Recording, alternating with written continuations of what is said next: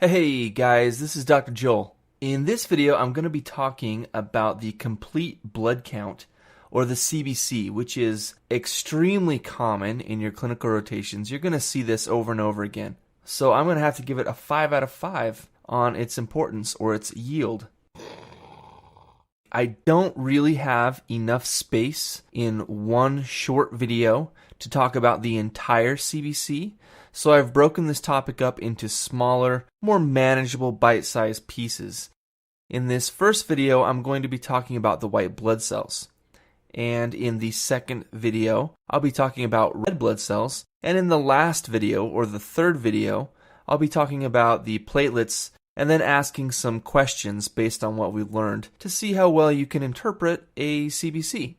Okay? Let's get started. So first off, what is a CBC, or a complete blood count? Well, it's a very commonly ordered lab or blood panel that gives us some good information about the cell types in a patient's blood. And those cell types are divided into three main types: white blood cells, red blood cells, and platelets.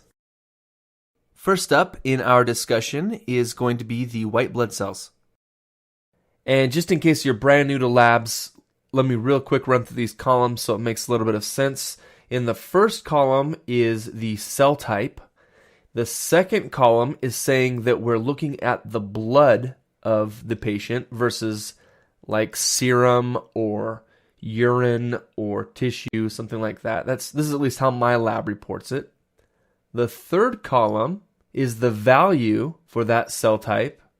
The fourth column is giving me units. And the last column is my reference range or my normal range. So that means that this first row represents the total white blood cells taken from the patient's blood. There was 4.6 times 10 to the third, or in other words, 4,600 white blood cells per microliter. And the normal range for total white blood cells in the blood is between 4.6 thousand up to 11.0 thousand cells per microliter. So that was the first row. What about the next 5 rows? Well, these next 5 rows are individual cell types or cell lines, and they are all white blood cells. You'll notice also that the units are given as a percentage. So, of the 4,600 white blood cells per microliter of blood, there was 52.1% of those 4,600 were neutrophils, and 31.8% of those were lymphocytes, and so on and so on. And if you add all those percentages up, they should equal 100%, or the total of 4,600 white blood cells. Does that make sense? The first group of white blood cells that I'll talk about are the neutrophils. And the neutrophils, along with eosinophils and basophils, together make up the polymorphonuclear cells. They have this name because if you look at the nucleus in these cells, the nuclei are multilobulated. What that means is that instead of having a consolidated circular nucleus, the nuclei make little lobules, or kind of like globs connected together by what looks like string, but is actually just thin strands of nucleus. The nucleus of a neutrophil has about 2 to 5 of these lobes or lobules. Neutrophils are by far the most abundant type of white blood cell that we see in the blood, and they play a major part in our reaction to acute inflammation, most especially the inflammation as a result of bacterial infection.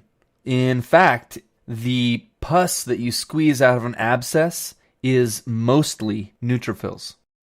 So given that information, what do you think you might use the neutrophil part of this CBC to diagnose? Bacterial infections. Bacterial infections would cause the neutrophil count to go up. And this is called neutrophilia. I've heard some people call it neutrocytosis as well, but that's not as common. What are some other things that could cause a neutrophilia? How about acute stress, or burns, or leukemia? That's a good one. Steroid use, rheumatoid arthritis. Okay, those are a couple. Shifting gears a little bit, now what kind of diagnoses do you think would go along with a decreased neutrophil count, also called a neutropenia? How about a folate deficiency, or maybe vitamin B12 deficiency? Aplastic anemia, chemotherapy, maybe they're taking a medication like chloramphenicol or some of the sulfonamides. Those would decrease it as well. All right? So those are some good reasons for a decreased value. However, most of the time, in my experience, I use this mostly checking for an increased value to help me check for an infection in the patient. Okay, I don't often look for a decrease in this value, mostly an increase. Okay, next on our list to talk about are the eosinophils. And these cells are named eosinophils because they stain very well with the dye eosin, which is a red dye. And so you can see already from this picture that these cells, or this picture of this cell, is slightly more red than the picture of the neutrophils above it. All right, so what are some things that might cause the eosinophil count to change, either up or down? Well, you might see an increased count or an eosinophilia in an allergic reaction, like a food allergy or a bee sting to someone who's allergic to bees, things like that. Also, parasitic infections is a big one. Eosinophils contribute to our attack against parasites by surrounding the parasite and then releasing their granules, which have a lot of substances that are toxic to the invading parasite. And there's a link, if you click here, you can watch a video of that happen. It's pretty cool. What else? What else might cause the eosinophilia? Well, you can't go wrong if you say leukemia, because certain types of leukemia could definitely increase the eosinophil count, or any other white blood cell for that matter. Also, you could think of polyarteritis nodosa and some autoimmune disorders. What about eosinopenia, or a decrease in eosinophils? Well, this gets a little bit tricky, just because with eosinophils and basophils, technically, according to my lab at least, 0% is still within normal range.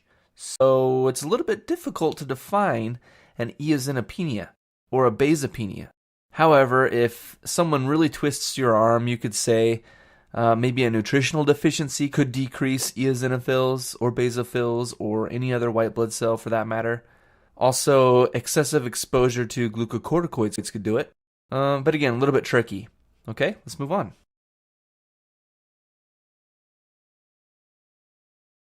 Now on to the last one of the polymorphonuclear cells, or the granulocytes, and those are the basophils.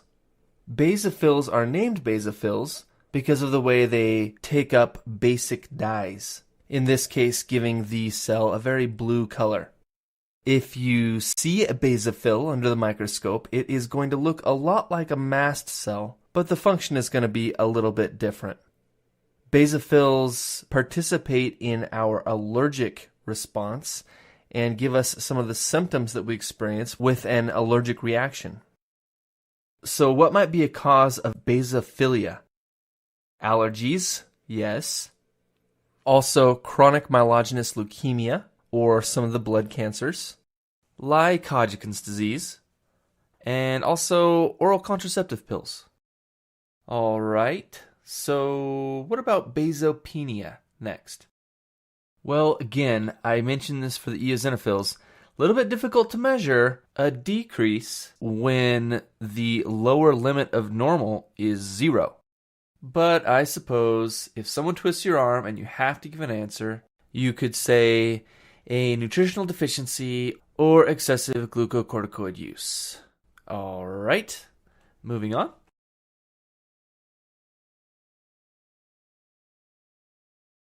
Now on to monocytes.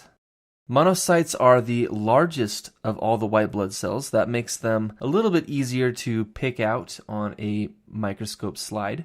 They can approach 3 times the diameter of a red blood cell. So a lot like neutrophils, monocytes are very useful little cells. However, unlike neutrophils, monocytes play more of a role in the chronic inflammation or infection, vice the neutrophils, which are more of an acute phase cell. Almost half of them are stored in our spleen and are released when an infection is sensed. They are very motile, so they are able to get themselves into the tissue where the inflammation or infection is. They have 3 important jobs. They phagocytose bacteria or foreign bodies and digest it. And then they are involved in the presentation of that antigen to T cells to help the T cells do their job.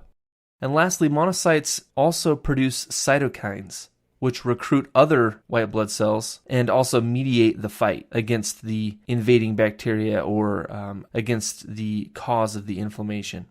So given that information, a cause of monocytosis, which means an elevated level of monocytes, might be a chronic inflammatory state. Monocytes do ramp up during a stress response. You would also see a lot of them in Cushing's syndrome, some viral syndromes, and sarcoidosis. How about monocytopenia? Well, they would be decreased in aplastic anemia, of course, because many cell lines would be decreased in aplastic anemia. AML, acute myeloid leukemia. Excessive glucocorticoid use would decrease them. And some myelotoxic drugs would also decrease them. Okay, moving on. Okay, next on to lymphocytes. There are 3 main types of lymphocytes: T cells, B cells, and natural killer cells. First up on the list are T cells.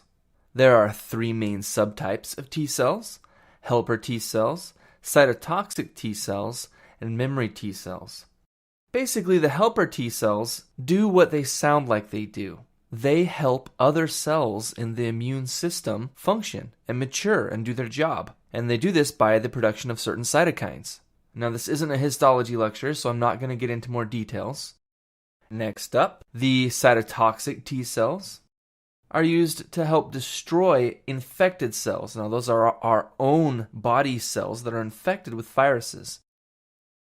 And lastly, memory T cells, which hang around for a long time and have the ability to remember antigens so that they can react faster the next time we're infected with that same pathogen. Okay? Next are B cells. And there's 2 main types of B cells that I want to talk about. The plasma B cells, which produce large amounts of antibodies, like little factories, to help us fight infections. And again, memory B cells, which hang around for a long time, just like the T memory cells.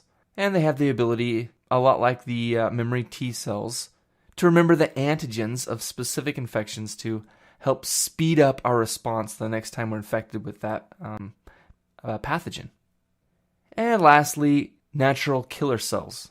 They are not the same as cytotoxic T cells, but they play a similar role by helping us to kill infected cells or cancer cells. So that being said, what could be a cause of lymphocytosis? How about viral infections? Perfect, right? Do you remember which kind of white blood cells respond initially to a bacterial infection? Well, that would be neutrophils. Lymphocytes are more geared toward protecting us against viral infections. So, in a viral infection, you would expect that to go up. What else? Leukemias. This is pretty obvious, right? There's pretty much a reason for an increased number of most or all of the previous white blood cells we've talked about. And adrenal insufficiency can be a cause of lymphocytosis. What about lymphocytopenia? Well, here's a good one. HIV. This virus destroys T cells, specifically the CD4 T cells. So this could be an early indicator, along with a physical exam and a history, that could point you towards doing more specific tests for HIV in a patient. All right, next up, aplastic anemia. That would decrease a lot of cells. Glucocorticoid use, again. Systemic lupus erythematosus. And rheumatoid arthritis. Cool? Let's move on. Thanks for watching, guys. Hey, look, if you're trying to find the next video or part 2 of the CBC little mini lecture series, then just click on the link here on the screen and it will take you right to it. Also, if this video is helpful at all, give me a like, subscribe. Also, leave me a comment. I love comments. I'm always trying to improve the videos. I'm always trying to look for what you need to help you through school, okay? Good luck!